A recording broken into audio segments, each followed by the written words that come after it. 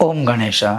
अगर चतुर्मास में या चतुर्मास के 4 महीने के सिर्फ 4 नियम जो बहुत ही अद्भुत है, और अगर सिर्फ और अधिक कुछ ना कर पाए और 4 महीने के यह केवल 4 नियम भी अगर आप अपनाते हो तो भी भगवान की कृपा प्राप्त होती है। और वह नियम चतुर्मास के किस प्रकार से, कौन सा नियम आप चाहे तो ले सकते हो, वो आज इस विषय में मैं आपको प्रमाण के साथ श्रवण करवाऊंगा। अगर आपको यह विषय वीडियो पसंद आए तो लाइक करें, शेयर करें, चैनल पर नए हो तो सब्सक्राइब अवश्य कीजिएगा। तो जैसे ही हमने देवशयन करवा दिया, अर्थात देवशयनी एकादशी जैसे हमने मनाई, उसी दिन से लेकर के दोनों हाथों से नमस्कार करके हम भगवान को ये प्रार्थना कर सकते हैं, अगर आप कोई विशेष कामना हेतु या निष्काम भाव से भी भगवान की कृपा प्राप्ति हेतु यह 4 मास में आप यह नियम धारण कर सकते हो। तो कौन सा? तो लिखा है, श्रावणे वर्जये शाकम दधि भाद्रपदे तथा दुग्धम आश्वयुजे मासी कार्तिके द्विदलम तथा इमं करिष्ये नियमम निर्विघ्नं कुरु मेच्युत इदं व्रतं मया देव गृहीतं पुरतस्तव निर्विघ्नं सिद्धिमायातु प्रसादाप्ते रमापते गृहीतेऽस्मिन् व्रते देव पंचत्वं यदि मे भवेत् तदा भवतु संपूर्ण प्रसादात्ते जनार्दन। अब इसका अर्थ क्या है वो भी श्रवण कीजिए। तो जैसे कहा है अर्थ के अनुसार कि श्रावण माह में शाक, श्रावणे वर्जये शाकम, श्रावण माह में हम शाक न खाए, न ले। दूसरा, दही भाद्रपदे तथा, अर्थात भाद्रपद मास में हम दही का त्याग करें, दही ना खाएं।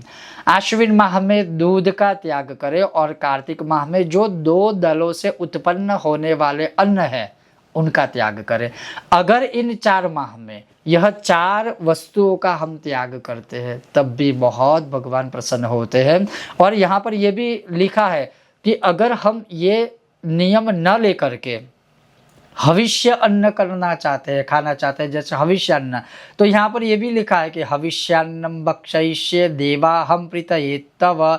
हे भगवान, आपकी प्रीति के अनुसार मैं हविष्यान्न करूँगा या करूँगी। तो आप ये भी संकल्प ले सकते हो, अगर 4 महीने में यह 4 वस्तु या सामग्री का त्याग करने वाला आप संकल्प नहीं ले सकते हो, नहीं लेना चाहते, तो पूरे 4 महीने तक सिर्फ और सिर्फ आप हविष्यान्न खाएंगे, ऐसा संकल्प भी आप ले सकते हैं। और हविष्यान्न में क्या आता है?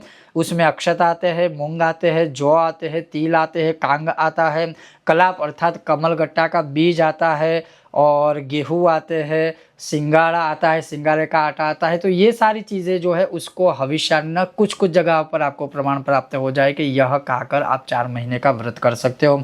कई जगह पर यह भी लिखा है कि वर्जयिष्ये गुणम देव मधुरस्वर सिद्धये वर्जयिष्ये तैलमहम सुंदरांगत्व सिद्धये योगाभ्यासी भविष्यामि प्राप्तं ब्रह्मपदम तथा मौनव्रती भविष्यामि स्वाहाग्न पालन सिद्धये। अब यहाँ पर ये क्या है? कोई मनुष्य अगर 4 महीने तक गुड़ का त्याग करना चाहे, गुड़, तो वो न खाए, उससे क्या होगा? मधुर स्वर होगा।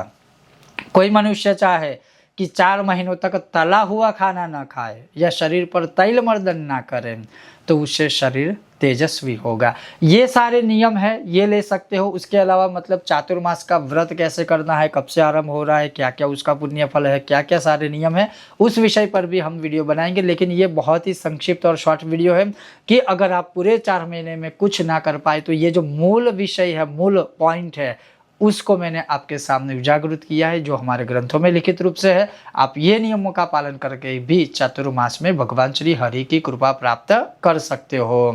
ओम गणेश हर हर महादेव।